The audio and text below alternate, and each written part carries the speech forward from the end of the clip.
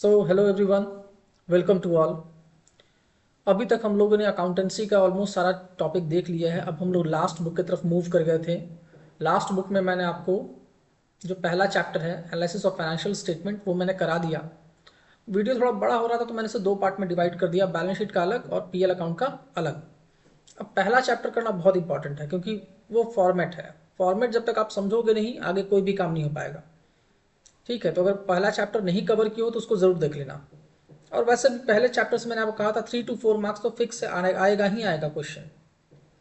तो उसमें समझना कुछ खास नहीं है, सिंपली उस वीडियो को भी 2-3 बार देख लोगे तो भी समझ जाओगे। फॉर्मेट आपको आना चाहिए, बस ये पता होना चाहिए कौन सा आइटम कहाँ पे जाता है।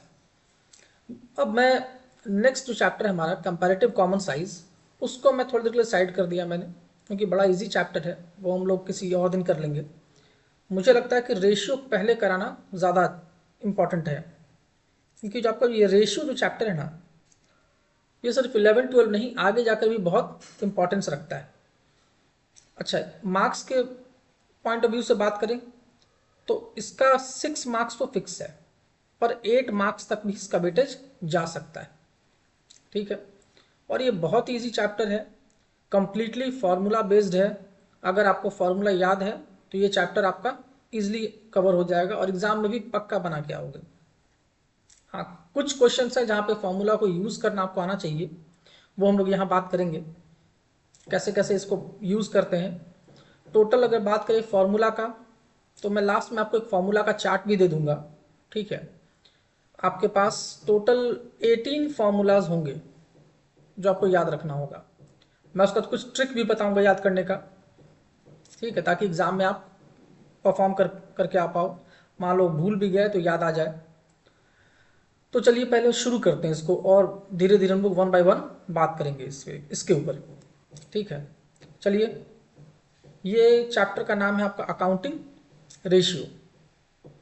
एक रेशियो हम लोगों ने किया था पार्टनरशिप में, वो अलग चीज़ है, उसका इससे कोई रिलेशन नहीं है, ये टोटली डिफरेंट है, आप ये समझ लीजिए। ठीक है, वो बहुत छोटा सा चैप्टर था। पार्टनरशिप का जो रेशियो था ये बहुत ब्रॉड है, बहुत इंपॉर्टेंट चैप्टर है। इसका यूज़ हर जगह होता है, शेयर मार्केट कहीं भी आप चले जाओ, अकाउंट्स में इसका बहुत यूज़ है। अब अकाउंटिंग रेशियो का बेसिकली यूज़ क्या है, तो देखिए अकाउंटिंग रेशियो कुछ और नहीं, ये एक टूल है to analyse the financial statement of a company. ये एक तरह का टूल है। ठीक है, जैसे कंपैरेटिव कॉमन साइज वो भी एक टूल है, वैसे रेशियो भी एक टूल है, कैश फ्लो भी एक टूल होता है। रेशियो बहुत इंपॉर्टेंट टूल है। ठीक है, इसलिए मैंने इसको पहले कवर कर लिया। अब देखिए आपके बुक में क्या बोलता है वो भी हम देख लेते हैं, क्योंकि इस चैप्टर से ना थ्योरी से भी क्वेश्चन बनता है। आपको इसका कुछ भी मत छोड़ के जाना, थ्योरी भी नहीं, न्यूमेरिकल भी नहीं। और क्वेश्चन जो बन रहे एग्जाम में वो मिक्स करके बन रहा है, 2-3 तरह का रेशियो मिला के पूछ रहा है, तो आपको सब आना चाहिए, कहीं से भी उठा के पूछ जाए क्वेश्चन। इसमें गेस मत करना कि एक छोड़ देते हैं एक कर लेते हैं, जो छोड़ दोगे उसी से क्वेश्चन आ जाएगा। ठीक है, चलिए देखते हैं इसमें क्या बोलता है।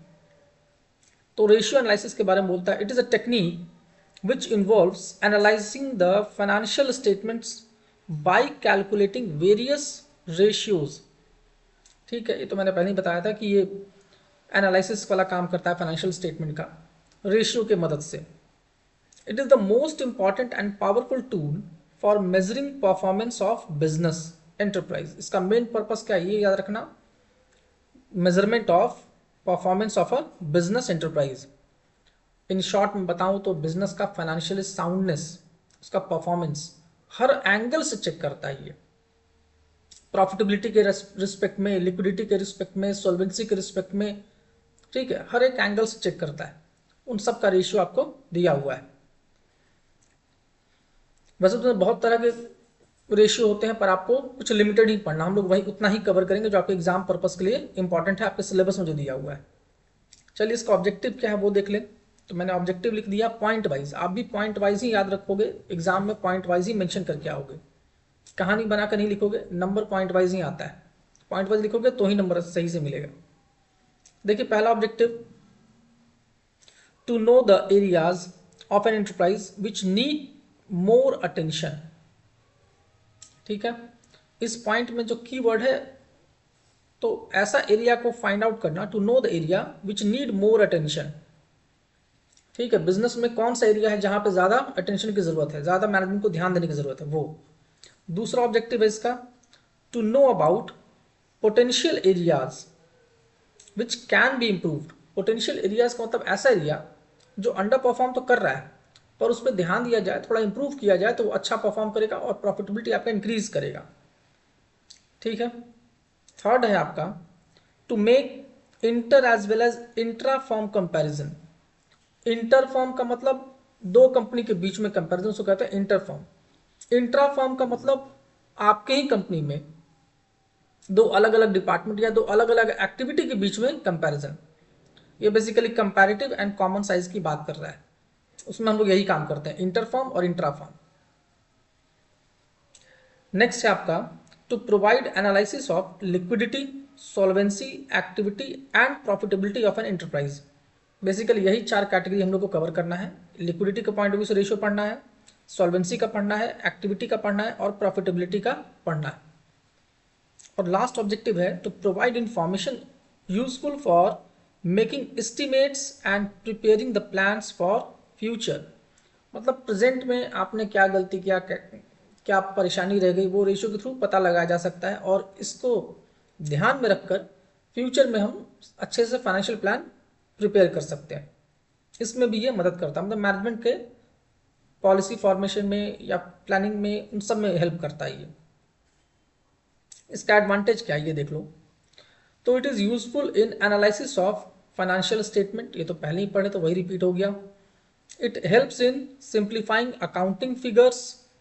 ठीक है, अकाउंटिंग का जो फिगर है, मतलब अकाउंट्स का क्या परफॉर्मेंस है किस एरिया में, उसको सिंप्लीफाई करने में भी हेल्प करता है। Useful in judging the operating efficiency of business. हाँ, आप रेशियो की मदद से ये पता लगा सकते हो कि बिजनेस का जो ऑपरेटिंग एफिशिएंसी है वो कैसा है, अच्छा है, खराब है, कैसा है। It helps in identification of problem areas, किस एरिया में प्रॉब्लम है उसको आइडेंटिफाई करने में भी हेल्प करता है। It helpful in comparative analysis. ठीक है, कंपैरेटिव एनालिसिस जो चैप्टर उसी के बारे में बात कर रहा है, ऊपर भी बात किया था इसके बारे में। लिमिटेशंस, इसके बारे में बात कर लें क्या है। तो देखो, रेशियो का भी कुछ लिमिटेशन है। पहला लिमिटेशन है, it ignore qualitative factors. Qualitative factors का मतलब ऐसा चीज़ जो फाइनेंस से मेजर नहीं कर सकते, जैसे एम्प्लॉय का जो ऑनेस्टी है, एम्प्लॉय का जो हार्डवर्क है, उसका आईक्यू है, वो सब को ये इग्नोर करता है, क्योंकि उसका भी फर्क पड़ता है बिजनेस के परफॉर्मेंस में, पर ये उसको अकाउंट फॉर नहीं करता।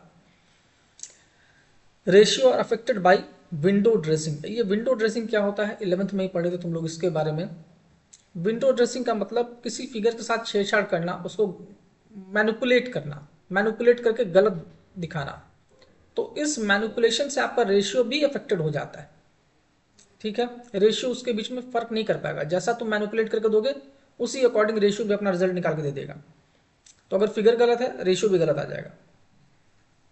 Effects of inherent limitations of accounting. Inherent limitation of accounting का मतलब है ऐसा लिमिटेशन, समझ लो कि ये जन्मजात बीमारी है अकाउंट्स में, मतलब ये लिमिटेशन, ये परेशानी अकाउंट्स में शुरू से है और वो रहेगा ही। जैसे फॉर एग्जांपल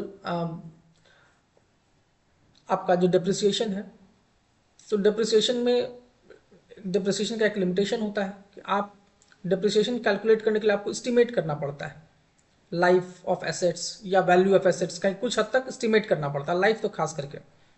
और जहाँ एस्टिमेशन इन्वॉल्व होगा वहाँ पे एग्जैक्ट फिगर तो नहीं आ पाएगा, तो उसका फर्क यहाँ भी पड़ेगा। ठीक है, क्योंकि डिप्रिसिएशन आपका एस्टिमेशन के बेस पे है, तो फाइनेंशियल अकाउंट्स भी एस्टिमेशन के बेस पे बनेगा, तो जिसके वजह से रेशियो भी कहीं ना कहीं अफेक्टेड हो जाता है उन चीज़ों से। फिर नेक्स्ट है इग्नोर प्राइस लेवल चेंजेस। जैसे फाइनेंशियल मार्केट में प्राइस फ्लक्चुएट करता रहता है, ठीक है, एसेट्स का, ये उस प्राइस को नहीं लेता, ये हिस्टोरिकल वैल्यू पे ही कैलकुलेट करता है, तो प्राइस लेवल चेंजेस से भी अफेक्ट होता है। ठीक है, एंड लास्ट है अफेक्टेड बाय पर्सनल बाइस and ability of the analyst. जो एनालिस्ट है वो कितना इफिशिएंट है, किस चीज़ को लेकर ज़्यादा बाइस्ड है, उन चीज़ों से, मतलब उसके पर्सनल नॉलेज से, एक्सपीरियंस से, उनसे भी अफेक्टेड होता है। तो ये आपका 5 पॉइंट मैंने लिमिटेशन में डाल दिया, इतना नहीं पूछेगा, 3-4 पॉइंट ही आएगा, बहुत आएगा तो, पर एक बार पढ़े रहोगे तो ध्यान में रहेगा आपके। चलिए यहाँ तक तो आपका मेनली सिर्फ थ्योरी था। अब हम लोग अकाउंटिंग पार्ट पे एंटर कर रहे हैं, ठीक है। तो क्लासिफिकेशन ऑफ अकाउंटिंग रेशियो, तो इसको 4 पार्ट में क्लासिफाई किया गया, ठीक है। पहला है लिक्विडिटी रेशियो। लिक्विडिटी रेशियो में आपको 2 फॉर्मूला पढ़ना है, 2 रेशियो है, याद रखना, लिक्विडिटी में 2 रेशियो है, ठीक है। 2 फॉर्मूला रहेगा, वो हम लोग पढ़ेंगे। सॉल्वेंसी में 5 रहेगा, 5 फॉर्मूला आपको याद करना होगा। टर्नओवर या परफॉर्मेंस या एक्टिविटी में अगर बात करें तो यहाँ पे 6 रेशियो होगा, 6 फॉर्मूला आपको याद रखना होगा।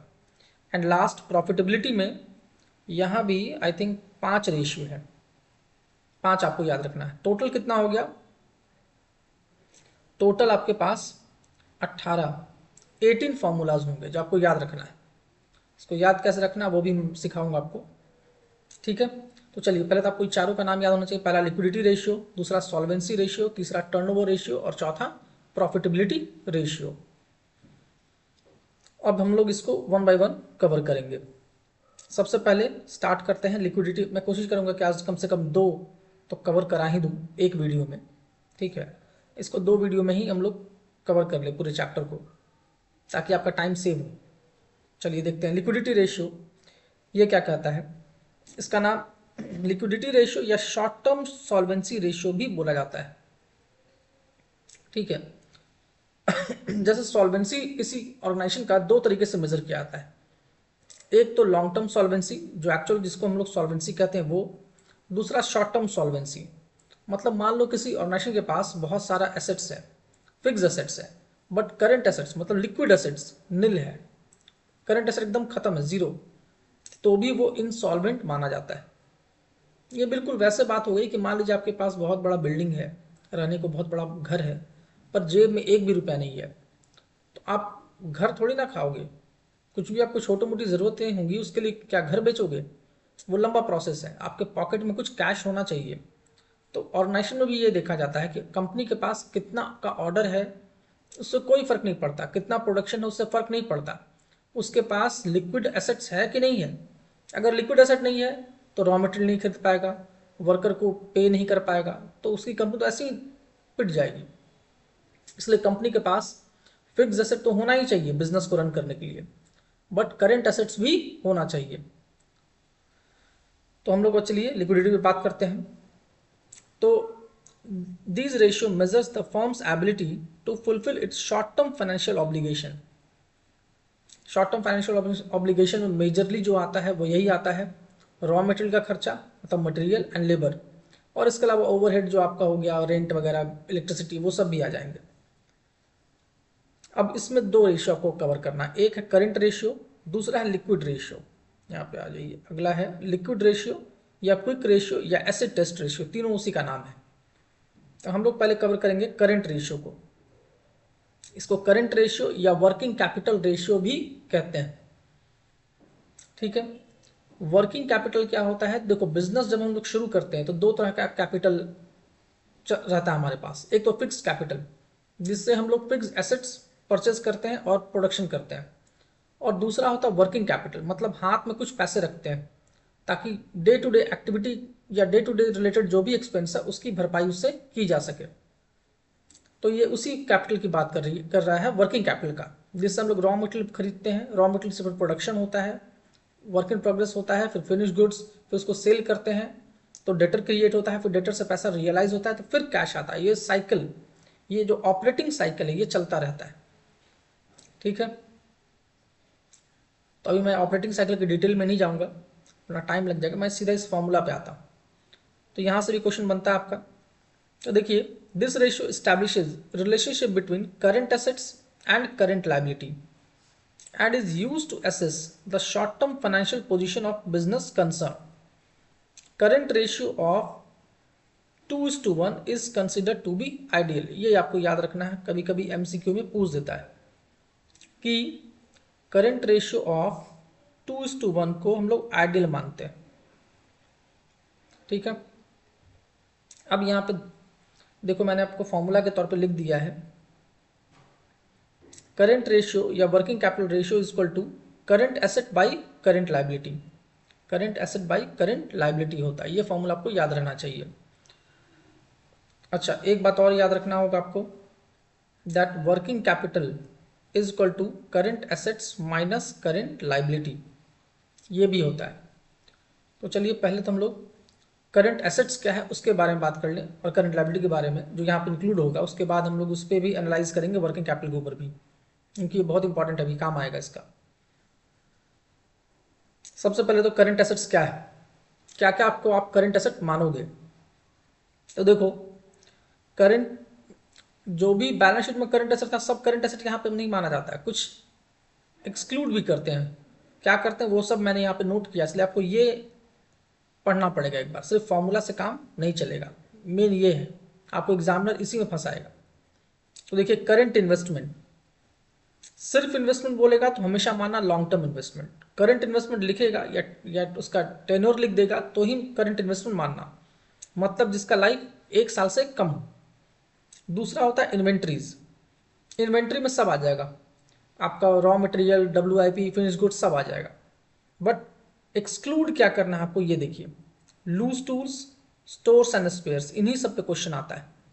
क्वेश्चन में बोल देगा कि इन्वेंट्री इंक्लूड्स लूज टूल्स, तो आप उसको उसमें से माइनस करोगे, हटाओगे, या स्टोर्स एंड स्पेयर्स उसको हटाओगे, ये इन्वेंट्री का पार्ट नहीं माना जाता।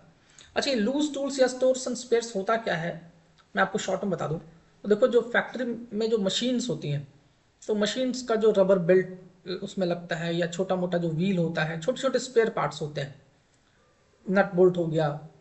अब मशीन चलते चलते उसका बेल्ट टूट गया तो मशीन रुक जाती है, तो उससे काम रुक जाएगा आपका। तो ऐसे छोटे मोटे स्पेयर्स ना कंपनी क्या करती है, एक्स्ट्रा स्टॉक में रखती है। तो हम इन्वेंट्री का मतलब समझते हैं रॉ मटेरियल का इन्वेंट्री, पर इन सब का भी तो इन्वेंट्री इन्वेंट्री होता है, पर इस इन्वेंट्री को हम लोग यहाँ पे इंक्लूड नहीं करते हैं। ठीक है, इसलिए यहाँ पे ऐसे इन्वेंट्रीज को एक्सक्लूड कर दिया जाता है। आई होप आपको समझ में आ गया होगा। आगे देखें, थर्ड नंबर, ट्रेड रिसीवेबल। ये हम लोग पहले बात कर चुके हैं। ट्रेड रिसीवेबल मतलब होता है bill receivable and sundry debtor, और net of provision. Provision for doubtful डेब्ट है तो उसको माइनस कर देना, नेट बैलेंस लेना, वो आपका हो जाएगा ट्रेड रिसीवेबल। अगला है cash and cash equivalent. Short में समझो, कैश एंड कैश इक्विवेलेंट का डिटेल हम लोग पढ़ेंगे कैश फ्लो में। इसको शॉर्ट में मैं आपको बता दूं, कैश एंड कैश इक्विवेलेंट का मतलब कैश खुद, या तो कैश इन हैंड हो या कैश इन बैंक हो, वो तो रहेगा ही रहेगा। इसके अलावा ऐसा कोई भी इंस्ट्रूमेंट या कोई भी सिक्योरिटी जो विद इन 90 डेज मतलब 3 मंथ्स के अंदर कैश में कन्वर्ट हो सकता है, वो भी कैश एंड कैश इक्विवेलेंट का पार्ट बन जाता है। एग्जाम्पल के तौर पे देखो, cash in hand, cash at bank, cheque, draft, ये सब आ जाएगा। कभी कभी कोई मार्केटेबल सिक्योरिटी दे देगा, मैच्योरिटी 2 महीना 1.5 महीना, वो भी आ जाएगा। कमर्शियल पेपर दे देगा, वो भी आ जाएगा। ठीक है, नेक्स्ट है short term loans and advances, जिसका लाइफ 1 साल से कम हो, वो आ जाता है। Other current assets, other current asset में क्या क्या है, prepaid expense and interest receivable, ये सब आ जाता है अदर करेंट एसेट्स में। करंट लायबिलिटी की बात करें तो करंट लायबिलिटी में क्या क्या आएगा, तो शॉर्ट टर्म बोरोइंग्स, वही 1 साल से कम वाला लोन, ट्रेड पेबल तो BP, bills payable and sundry creditor. Other current liability में क्या क्या आएगा, तो यहाँ पे देखो ये इंपॉर्टेंट है। अदर करंट लायबिलिटी में तो अगर कोई लॉन्ग टर्म डेब्ट, आपको कंफ्यूज करने दे देगा डिबेंचर। ठीक है, जैसे मान लो आप अकाउंटिंग कर रहे हो 2024-25 का, और क्वेश्चन में बोल देगा एक डिबेंचर है जो मैच्योर हो रहा है 30 मार्च 25 को। ठीक है, मतलब करंट ईयर में। तो ऐसा कोई भी लॉन्ग टर्म लोन जो करंट ईयर में मैच्योर हो रहा है, वो सब आपका इसमें करंट लायबिलिटी में ही आ जाता है। ये मैंने पहले वाले चैप्टर में बताया था आपको। तो अदर करंट लायबिलिटी में लॉन्ग टर्म डेप्ट है, बट अगर इसी साल मैच्योर हो रहा है तो वो ले लेंगे, उसके ऊपर इंटरेस्ट तो रहेगा ही रहेगा। Interest accrued but not due, interest accrued and due, दोनों रहेगा, नॉट ड्यू वाला भी और ड्यू वाला भी। आउटस्टैंडिंग एक्सपेंस ये तो रहता ही है। Unclaim dividend, unclaim dividend important है, याद रखिएगा। कॉल्स इन एडवांस, ये सब आपका आता है अदर करेंट लाइबिलिटीज में। और इसके अलावा शॉर्ट टर्म प्रोविजन जो 1 साल से कम का हो। अब यहाँ पे कुछ चीज़ों को एक्सक्लूड कर दिया है एज पर सीबीएसई सर्कुलर, वो भी मैंने यहाँ नोट कर लिया है। अदर करेंट एसेट्स में अगर except prepaid expenses, accrued income and advance tax are not to be evaluated, ये चीज़ें आपको नहीं इवेल्युएट किया जाएगा, इसलिए इन चीज़ों को आप इग्नोर कर सकते हो। अब देखें यहाँ पे लिक्विड रेशियो और क्विक रेशियो, बट वहाँ पे जाने से पहले मैं थोड़ा सा यहाँ बात करना चाहूँगा वर्किंग कैपिटल के बारे में। ये वर्किंग कैपिटल क्या होता है ये देख लीजिए। देखो वर्किंग कैपिटल जो होता है ना, वो होता है current assets minus current liability, ठीक है। अब आप इसका रिलेशन समझो, अगर आपका करेंट एसेट इंक्रीज करता है तो वर्किंग कैपिटल भी आपका इंक्रीज करेगा। अगर करेंट लायबिलिटी इंक्रीज करता है तो वर्किंग कैपिटल आपका डिक्रीज करेगा। ये समझना बहुत ज़रूरी है, ठीक है। क्यों? देखिए वर्किंग कैपिटल का मतलब होता है ऐसा कैपिटल जो आपके हाथ में हो, कुछ कैश का वो पार्ट जो आपके हाथ में पड़ा हुआ है जिससे हम लोग day to day activity perform करते हैं। तो एक तरह से फंड हमारे पास ब्लॉक हो जाता है वर्किंग कैपिटल में। तो जितना आपका करंट एसेट होगा, करंट एसेट का मतलब क्या हुआ, मान लो फॉर एग्जांपल डेटर को ले लेते हैं, एग्जांपल के तौर पे लेते हैं डेटर। डेटर क्या है? आपका करंट एसेट है। या कैश, अगर मान लीजिए आपका डेटर का बैलेंस बढ़ गया या कैश का बैलेंस बढ़ गया तो कहीं ना कहीं आपका फंड ब्लॉक हो गया, आप उसको कहीं यूज नहीं कर पाओगे। तो ये जितना बढ़ेगा ना आपका वर्किंग कैपिटल भी उतना बढ़ेगा। बट अगर मान लो आपका डेटर डिक्रीज कर जाता है, सॉरी क्रेडिटर इंक्रीज कर जाता है, अगर क्रेडिटर इंक्रीज करता है मतलब मार्केट में उधार हमको ज़्यादा मिलने लगा है, मेरा क्रेडिट बढ़ गया है, तो कैश अगर कम भी रहे तो भी काम चलेगा। मतलब वर्किंग कैपिटल अगर कम रहेगा तो काम चलेगा। तो अगर करंट लायबिलिटी इंक्रीज करता है ना तो आपको वर्किंग कैपिटल डिक्रीज कर जाता है, आपको ज़्यादा वर्किंग कैपिटल रखने की ज़रूरत नहीं है। तो वर्किंग कैपिटल ज़्यादा होना अच्छी बात है या कम होना अच्छी बात है? तो देखो फाइनेंशियली बात करें तो वर्किंग कैपिटल ज़्यादा होना अच्छी बात नहीं है, कम होना अच्छी बात है।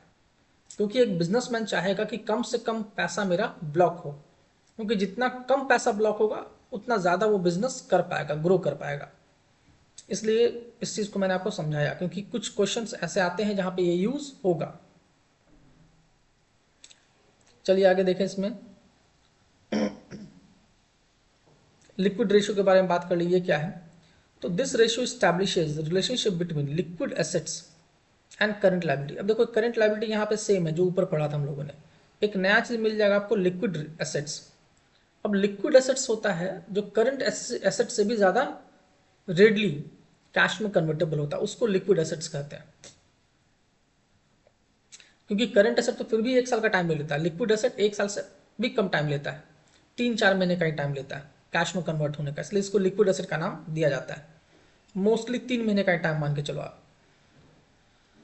अब देखिए आगे, and is used to measure the firm's ability to pay the claims of creditors immediately. अब जो बिजनेस जितना जल्दी अपना क्रेडिटर को पेमेंट करती है ना, उसका क्रेडिबिलिटी, क्रेडिट स्कोर मार्केट में उतना अच्छा होता है। अगर आपका मार्केट में क्रेडिट स्कोर अच्छा है ना तो आपको कहीं भी उधार में सामान मिल जाएगा, मतलब आपका गुडविल मार्केट में बढ़िया रहेगा। This ratio is a better indicator of liquidity and 1:1। इसका देखिए आइडियल क्या है, तो 1:1 is consider to be ideal. वहां पे 2:1 था, यहाँ पे 1:1 है। देखिए ये आपको याद रखना होगा, यहाँ पे 2:1 था आइडियल, यहाँ पे 1:1 है, इक्वल। जितना लायबिलिटी उतना ही लिक्विड एसेट होगा, तो आपका आइडियल माना जाता है।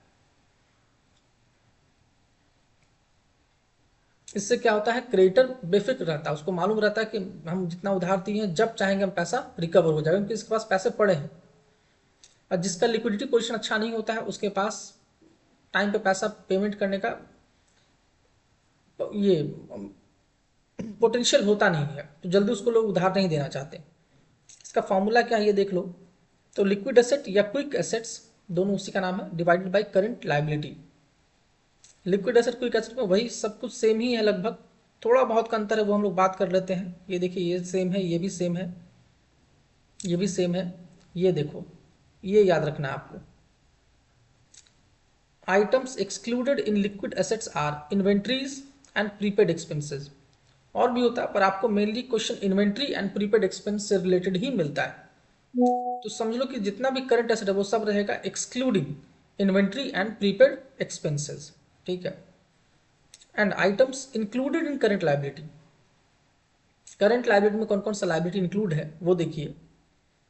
तो ये तो सेम मिलेगा आपको, जो पहले आपने किया था वही चीज़ यहाँ भी मिलेगा। Short term borrowings, trade payable, other short term liability and short term provisions. अब यहाँ भी देखिए एक नोट है आपका सीबीएसई सर्कुलर का, accounting treatment of other current assets is restricted to prepaid expenses, advance tax and accrued income only. इतना आपको याद रखना है, ठीक है। नेक्स्ट है हमारा सॉल्वेंसी रेशियो। तो चलिए इस वाले पार्ट में हम लोग पहला ही रहने देते हैं। वैसे लास्ट में आपको सारे कॉन्सेप्ट के बाद में कुछ क्वेश्चन भी मैंने लिया है आपके बोर्ड एग्जाम का, ताकि मैं आपको दिखा सकूँ कैसा क्वेश्चन आता है। देखते हैं अगर पहला वाले रेशियो से क्वेश्चन मिल जाता है तो उसको मैं आपको दिखा दूँ कैसा क्वेश्चन पूछता है ये।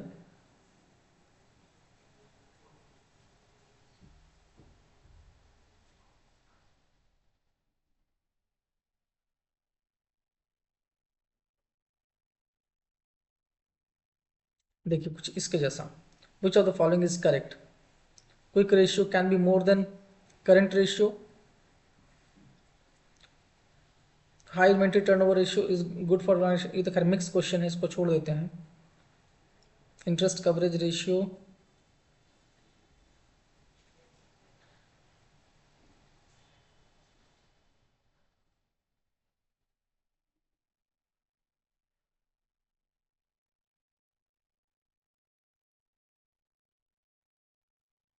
ये देखिए which of the following are included in the traditional classification of ratios, इसमें भी मिक्सिंग है आपका।